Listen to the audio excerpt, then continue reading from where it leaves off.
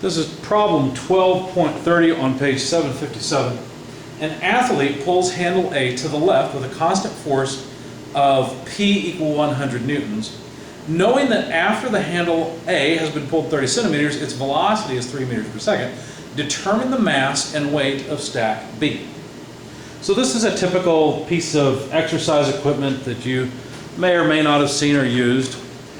Notice that the way it's set up, the pulling force, that, what was it, 100 newtons, is the force in the rope.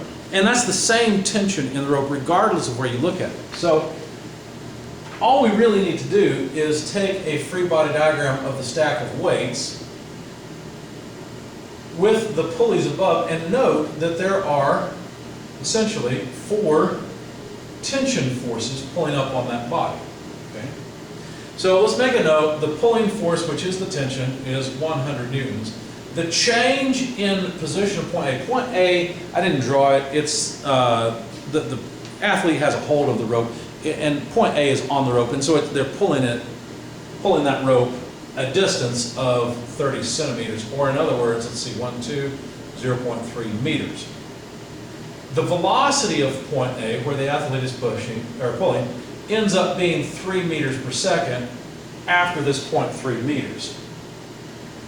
So let's consider the kinematics. If you consider the motion of the rope's over here, they're pulling it to the left, there's just a bunch of wrap around here. If you consider the motion, you consider the lengths of the rope, the position of A minus 4 times what I call YS. Okay, basically the rope's being pulled to the left, the weight stack is being pulled upward, so I'm thinking of a coordinate system, something like this. Okay, where X is horizontal and Y is vertical. All I'm really saying here is that the rope length is constant. Or in other words, there's a relationship between motion. If the rope is pulled out 4 units, the weights will move up 1 unit, right? Because the rope would have to take slack from 1, 2, 3, 4 different rope sections. Okay? And so what this really means then is that the acceleration of point A, the point the athlete is pulling on, let's just put A there, the acceleration of that point has to be 4 times the acceleration of the stack. Okay? So there's a mechanical advantage, the 4-to-1 advantage from the athlete's perspective. Now, the first thing to do, so this is all kinematics, we're studying motion. The first thing to do is to realize, well, we need the acceleration. And they gave us enough information here in order to find it, because notice that if we talk about point A, the velocity of point A squared equals the initial velocity of A squared, which was 0, plus 2 times the acceleration of point A times the change in position of point A, however far point A moves, you see. And so from this, the acceleration of point A would be the velocity of point A squared divided by 2 delta A. Okay?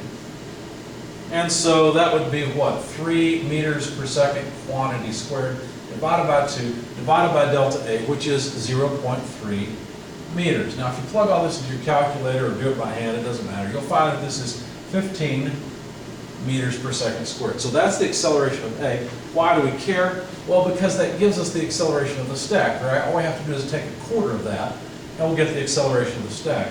So taking a quarter of it, we get the stack's acceleration as 3 3/4 meter per second squared. So that was the whole point in that. Now let's consider summing forces on this free body diagram. So if we sum forces in the vertical direction, well, we've got 4 T's acting upward minus the weight of the stack acting downward, right? And that equals the mass times the acceleration of the stack in the y direction. Rearranging this just a little bit, 4 times the tension equals the weight of the stack, but the weight of the stack we moved to the other side is just mg, right? Plus mass times acceleration in the y direction, so that would be mass times g plus the acceleration in the y direction. Acceleration in the y direction, well, that's just the acceleration of the stack. I should have made that substitution earlier. It's the same thing. And so if we rearrange and solve for the mass, what would we get? Well, just 4t divided by the multiplier, g plus acceleration of the stack.